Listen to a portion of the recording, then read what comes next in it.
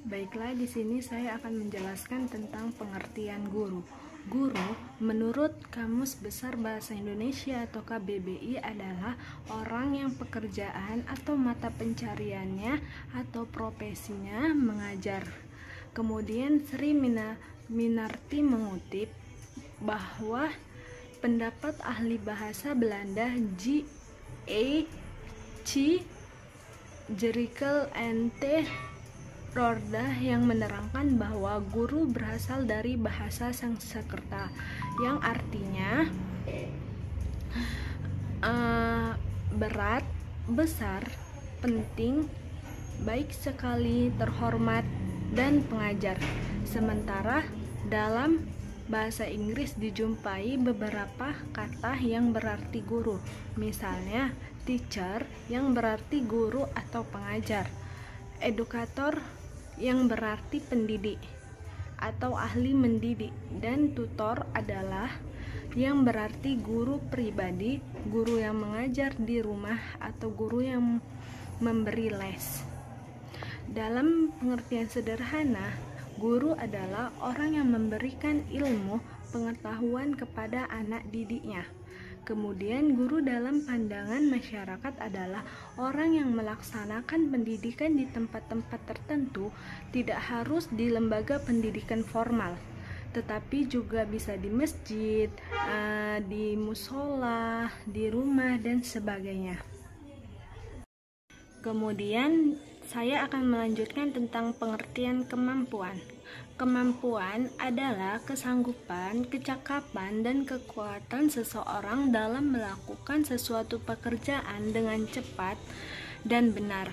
Hal ini diperkuat dengan pendapat Spencer mendefinisikan bahwa kemampuan sebagai karakteristik yang menonjol dari seorang individu yang berhubungan dengan kinerja efektif dan superior dalam suatu pekerjaan atau situasi. Baiklah, di sini saya akan melanjutkan penjelasan bagian C, yaitu pengertian mendesain pembelajaran. Desain pembelajaran dapat dimaknai dari berbagai sudut pandang, misalnya sebagai disiplin, sebagai ilmu, sebagai sistem, dan sebagai proses. Sebagai disiplin, desain pembelajaran membahas berbagai penelitian dan teori tentang strategi serta proses pengembangan pembelajaran dan pelaksanaannya. Sebagai ilmu, desain pembelajaran ini merupakan ilmu untuk menciptakan spesifikasi, pengembangan, pelaksanaan, penilaian, serta pengelolaan situasi yang memberikan fasilitas pelayanan pembelajaran dalam skala makro dan mikro untuk berbagai mata pelajaran pada berbagai tingkatan kompleksitas. Sebagai sistem, desain pembelajaran merupakan pengembangan sistem pembelajaran dan sistem pelaksanaan termasuk saran serta prosedur untuk meningkatkan mata pelajaran. Desain ini adalah sebuah istilah yang diambil dari kata desain dalam bahasa Inggris yang berarti perencanaan. Ada pula yang mengartikan dengan persiapan. Di dalam ilmu manajemen pendidikan atau ilmu administrasi pendidikan, perencanaan disebut istilah planning, yaitu persiapan. Menyusun suatu keputusan berupa langkah-langkah penyelesaian suatu masalah atau pelaksanaan suatu pekerjaan yang terarah pada pencapaian tujuan tertentu. Baik, untuk desain pembelajaran menurut istilah dapat didefinisikan sebagai proses untuk menentukan metode pembelajaran apa yang paling baik dilaksanakan agar timbul perubahan dan keterampilan pada diri pembelajaran ke arah yang Baiklah, di sini saya akan menjelaskan mengenai peran guru dalam mendesain pembelajaran. Nah, dalam mendesain pembelajaran memerlukan suatu proses desain dan sistematis untuk menciptakan pembelajaran yang lebih efektif dan efisien serta membuat kegiatan pembelajaran lebih mudah. Guru berperan membuat rencana pembelajaran, mengembangkan materi, mempersiapkan media yang akan digunakan yang dibuat atas dasar pertimbangan kondisi peserta didik, dan guru juga berperan dalam mendesain suatu proses pembelajaran agar lebih menarik.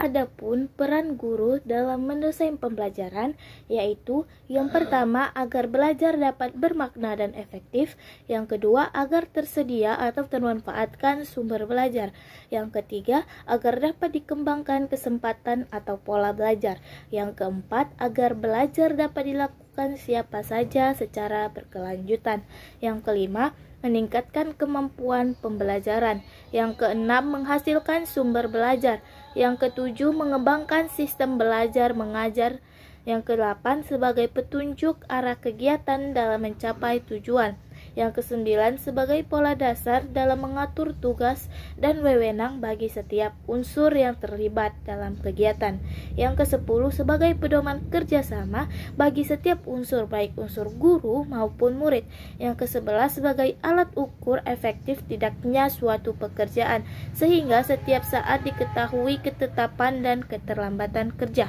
yang ke-12 untuk bahan penyusunan data agar terjadi keseimbangan kerja, dan yang terakhir menghemat waktu, tenaga, alat, dan biaya.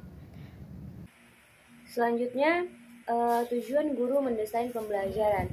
Nah, adapun tujuan guru dalam mendesain pembelajaran adalah mencapai solusi terbaik dalam memecahkan masalah dengan memanfaatkan sejumlah informasi. Menurut Morrison Ross, terdapat 4 komponen dasar dalam perencanaan desain pembelajaran. Tujuan dari tahap implementasi yang merupakan langkah realisasi desain dan pengembangan adalah yaitu yang pertama, membimbing siswa untuk mencapai tujuan pembelajaran atau kompetensi. Yang kedua, menjamin terjadinya pemecahan masalah atau solusi untuk mengatasi kesenjangan hasil belajar yang dihadapi oleh siswa. Yang ketiga, memastikan bahwa pada akhir program pembelajaran siswa perlu memiliki kompetensi, pengetahuan, keterampilan, dan sikap yang diperlukan. Istilah desain bermakna keseluruhan, struktur, kerangka atau outline, dan urutan atau sistematis kegiatannya. Implementasi desain sistem pembelajaran di sekolah dapat dilakukan pada semua jenjang pendidikan. Pelaksanaan desain sistem pembelajaran di sekolah dapat mencerminkan kesiapan guru dan tenaga pendidik untuk melakukan tugas dalam menciptakan aktivitas pembelajaran efektif, efisien, dan menarik pembelajaran tersebut. Saya Korima Wardah. Di sini saya akan menjelaskan tentang faktor-faktor dalam mendesain pembelajaran. Guru adalah faktor utama dalam proses pembelajaran. Berhasil atau tidaknya sebuah pembelajaran bergantung pada bagaimana cara seorang guru membelajarkan sebuah materi terhadap siswanya. Guru merupakan salah satu komponen manusiawi dalam proses belajar mengajar yang ikut berperan dalam usaha pembentukan sumber daya manusia yang potensial dalam bidang pembangunan.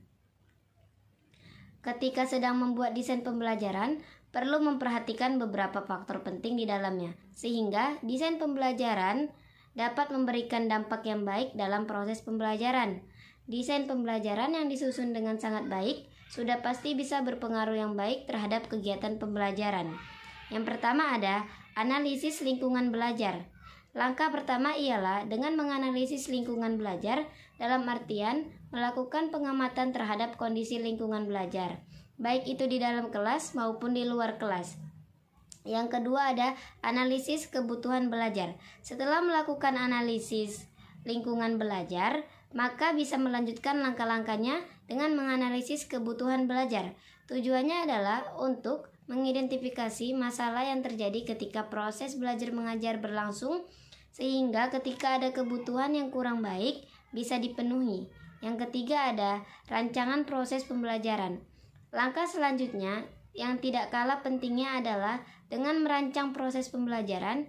Pada tahap ini bisa membuat rencana mengenai apa saja materi yang akan disampaikan kepada siswa. Dan jangan lupa juga untuk menentukan metode pembelajaran yang ingin digunakan. Gunakanlah metode yang kiranya sesuai atau cocok dengan lingkungan belajar di kelas. Yang keempat ada menentukan model pembelajaran. Langkah penting lainnya dalam membuat desain pembelajaran adalah dengan menentukan model pembelajarannya. Penentuan model pembelajaran ini memiliki tujuan untuk memudahkan para peserta didik ketika proses belajar, sehingga tujuan yang hendak dicapai pada tiap materinya bisa tercapai. Yang kelima ada bahan ajar. Bahan ajar adalah segala bentuk bahan ataupun perlengkapan yang digunakan untuk menyampaikan materi, baik yang tertulis atau tidak. Semua itu perlu disiapkan dan dikembangkan jika memang diperlukan. Yang keenam ada evaluasi. Jika terbukti efektif, bisa dilanjutkan menggunakan desain pembelajaran tersebut.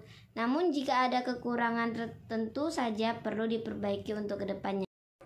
Baik, selanjutnya saya akan menjelaskan bagian pentingnya mendesain dalam pembelajaran. Pembelajaran ini merupakan pusat dari kegiatan belajar mengajar yang dilakukan oleh guru dan peserta didik. Maka pembelajaran dikatakan efektif dan efisien jika peserta didik mampu menyerap, mengaplikasikan, bahkan mengembangkan ilmu yang telah diperoleh dari gurunya.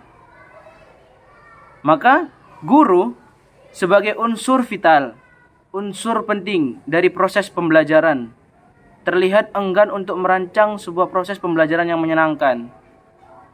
Dan tentu saja sesuai dengan kebutuhan peserta didik.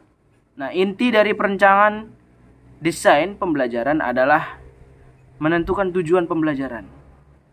Kemudian diikuti oleh kegiatan-kegiatan yang sehubungan dengan tujuan pembelajaran yang telah ditentukan.